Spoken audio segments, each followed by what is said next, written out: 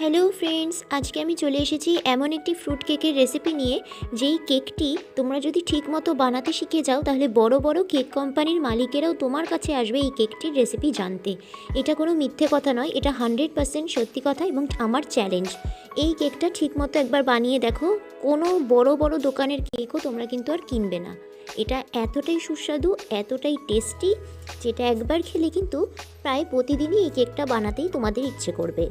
কেকটা বানাতে আমাদের কিছু ফল লাগবে, যার মধ্যে আমি নিয়েছি আপেল, আর ছোট ছোট টুকরো করে নিয়েছি আখরোট আছে, আমন্ড আছে, কাজু বাদাম আছে, চেরি আছে, কালো আর নর্মাল কিশমিশ আছে, ওয়াটারমেলন সিড, টুটি ফ্রুটি আর খেজুর আছে। তো তোমরা তোমাদের হাতের কাছে থাকা যে কোনো ধরনের ফল দিয়ে কিন্তু এটা বানাতে পারো, কিন্তু ফলগুলোকে একদম কুচো কুচো করে কেটে নেবে। এবার কেকের ব্যাটারটা তৈরি করে নেব। তার জন্য একটা বাটিতে নিয়েছি আমি দুটো ডিমের সাদা অংশ, আর কুসুমটা তোমরা আলাদা করে নেবে। আর সাদা অংশটাকে খুব ভালো করে বিট করবে ইলেকট্রিক বিটার বা নর্মাল যে হ্যান্ড হুইস্ক সেটা দিয়ে, যাতে এটা একদম ফোমি হয়ে যায় এবং ফুলে ডাবল হয়ে যায়। ঠিক এরকম যখন হয়ে যাবে তখন এর মধ্যে মেজারমেন্ট কাপের 1 কাপের মতো আমি এর মধ্যে দিয়ে দেবো গুঁড়ো চিনি। তোমাদের কাছে যদি মেজারমেন্ট কাপ না থাকে, ছোট ছোট যে কাঁচের বাটি আছে পাওয়া যায়, সেই কাঁচের বাটির 1 বাটি তোমরা দিয়ে দেবে গুঁড়ো চিনি। দিয়ে ভালো করে আবার হ্যান্ড হুইস্ক দিয়ে ভালো করে মিশিয়ে নেবে। এরপর এর মধ্যে দিয়ে দেবে 3 চামচের মতো ঘি। তোমরা কিন্তু অবশ্যই ঘিটা দেবে, তাহলে কিন্তু খেতে দারুণ লাগবে। তেলও দেওয়া যায়, তবে ঘি দিলে এটার ফ্লেভারটা একটা আলাদাই পর্যায়ে পৌঁছে যায়। তারপর এর মধ্যে ফেটিয়ে রাখা কুসুমটা দিয়েও ভালো করে সব কিছুকে মিক্স করে নিতে হবে। হ্যান্ড হুইস্ক দিয়ে ভালো করে মিক্স করে নেওয়ার পর একটা চালনি নিয়েছি, যে কাপ মেপে চিনি নিয়েছিলাম সেই কাপেরই 1 কাপ, মানে মেজারমেন্ট কাপ অনুযায়ী 1 কাপ আমি দিয়ে দিলাম ময়দা, 2 চামচ দিলাম গুঁড়ো দুধ, 1 চামচ দিলাম বেকিং পাউডার, আর দিয়ে সবটাকে ভালো করে চেলে আমি ব্যাটারটার মধ্যে দিয়ে দিলাম। অবশ্যই তোমরা চেলে নেবে, তাহলে কিন্তু কেকের মধ্যে খুব ভালো একটা স্পঞ্জি টেক্সচার আসবে। এবার ব্যাটারটা দিয়ে সবগুলোকে ভালো করে মিশিয়ে নিতে হবে। এই সময় যদি তোমাদের মনে হয় যে ব্যাটারটা একটু ঘন মনে হচ্ছে, তোমরা একটু জল বা দুধ দিয়ে এটাকে মিশিয়ে নেবে। ব্যাটারটা কিন্তু খুব পাতলা হবে না, ব্যাটারটা কিন্তু মোটামুটি একটু ঘনই হবে। যেহেতু আমরা অনেক ধরনের ফল দেবো, তাই ব্যাটারটা যদি খুব পাতলা হয়ে যায় তাহলে সমস্ত ফল কিন্তু তলায় পড়ে যাবে। সেই জন্য ফলগুলো যেহেতু আমরা দেবো, সেই জন্য ব্যাটারটাকে কিন্তু একটু ঘন রাখতে হবে। এবার যে ফলগুলো নিয়েছি তার মধ্যে কিছুটা আমরা সরিয়ে রেখে সমস্ত ফলটাকে কিন্তু দিয়ে দেব একটা বাটিতে।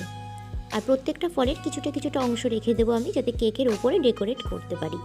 তো ফলগুলো দিয়ে দেওয়ার পরে এর মধ্যে দিয়ে দেবো আমি 2 চামচের মতো ময়দা, দিয়ে সবটা মিশিয়ে নেব। ময়দাটা দিয়ে মেশালাম এই কারণেই যাতে ফলগুলো কেকের মাঝখানে মাঝখানে সুন্দরভাবে থাকে। আর ময়দাটা না দিলে কি হয়, ফলগুলো টুটি ফ্রুটি কিশমিশ সব কেকের তলায় পড়ে যাবে, তখন সেটা খেতে ভালো লাগবে না। সেই জন্য ফলটা দিয়ে ভালো করে এটাকে একদম মিশিয়ে নিলাম। এবার মিশিয়ে নেওয়ার পরে এর মধ্যে 1 চিমটে মতো আমি দিয়ে দেবো একটু বেকিং সোডা, আর দিয়ে দেবো 1 চামচের মতো যে রান্নার যে নর্মাল যে সাদা ভিনিগার, সেই ভিনিগার দিয়ে একটা মানে হ্যান্ড হুইস্ক দিয়ে ভালো করে এক ডাইরেকশানে ভালো করে মিশিয়ে নেব। তো মিশিয়ে নিয়েই কিন্তু এটাকে একটা কেক মোল্ডে ঢেলে রাখতে হবে। বেকিং সোডা দেওয়ার পর কিন্তু ব্যাটারটাকে বেশিক্ষণ রেখে দেবে না, তাহলে কিন্তু তেতো তেতো হয়ে যাবে। আমি এখানে একটা অ্যালুমিনিয়ামের ফয়েল নিয়েছি, সেটাকে একটু সাদা তেল দিয়ে ভালো করে মাখিয়ে নিলাম। এবার ব্যাটারটাকে আমি ইমিডিয়েটলি এর মধ্যে ঢেলে নেব, আর ঢেলে একটু ট্যাপ করে নেব। দেখতে পাচ্ছ কত ফল পড়েছে এটার মধ্যে। এটা ট্যাপ করে নিলাম কেকটা যাতে ফুলে ওঠে সেই জন্য। এবার ট্যাপ করে নেওয়ার পরে এর উপর থেকে আমরা যে বাকি কিছুটা ফল এবং ড্রাই ফ্রুটস রেখে দিয়েছিলাম সেটা উপর দিয়ে সাজিয়ে দিয়ে দেবো। চেরি, একটু আপেলের টুকরো, একটু খেজুরের টুকরো, কালো কিশমিশ, তারপরে কাজু, আখরোট, আমন্ড, ওয়াটারমেলন সিড, এগুলো সব ওপর থেকে আমি সুন্দর করে সাজিয়ে দিচ্ছি, যাতে দেখতে এটা একদম ভীষণ সুন্দর লাগে, যাতে দোকানের কেককেও এটা হার মানিয়ে দিতে পারে সেই রকমভাবে কিন্তু আমি কেকটাকে বানাচ্ছি। তোমরা প্রত্যেকটা স্টেপ কিন্তু ঠিকঠাক করবে, ঠিকমতো মেজারমেন্ট দেবে, তাহলে কিন্তু কেকটা পারফেক্ট তৈরি হবে। এবার একটা কড়াই আমি 5 মিনিট আগে প্রিহিট করতে দিয়েছিলাম, নুন দিয়ে স্ট্যান্ড বসিয়ে ঢাকা দিয়ে হাই ফ্লেমে প্রিহিট করে নেওয়ার পরে কেকটাকে ঢাকা দিয়ে আমি 50 মিনিট কিন্তু লো ফ্লেমে বেক করে নেব। 50 মিনিট পর যদি তোমাদের মনে হয় কেকটা বেক হয়নি, তাহলে আরও কিন্তু 10 মিনিট রাখতে হবে, তাহলেই কেকটা বেক হয়ে যাবে। তো দেখো, প্রায় 50 মিনিট পর কিন্তু কেকটা আমার একেবারে তৈরি হয়ে গেছে। আমি একটা কাঠি ঢুকিয়ে দেখব, কাঠির ভেতরে যদি কোনো ব্যাটার না লেগে থাকে তার মানে কেকটা হয়ে গেছে। ভালো করে দেখো, দেখো কাঠিটা একদম পরিষ্কার বেরোবে, তার মানে একদম কিন্তু কেকটা তৈরি হয়ে গেছে।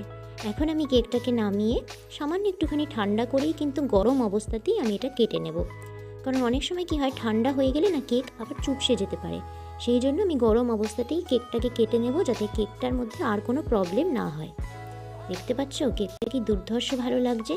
আর এত সুন্দর রেসিপিটা শেয়ার করার জন্য কিন্তু একটা লাইক আমি অবশ্যই পাই, তার সঙ্গে একটা সাবস্ক্রিপশানও আমি অবশ্যই পাই। আমার চ্যানেলটা সাবস্ক্রাইব করে দিও, রেড বাটনটা ক্লিক করে দিও, সাবস্ক্রাইব একদম ফ্রিতে।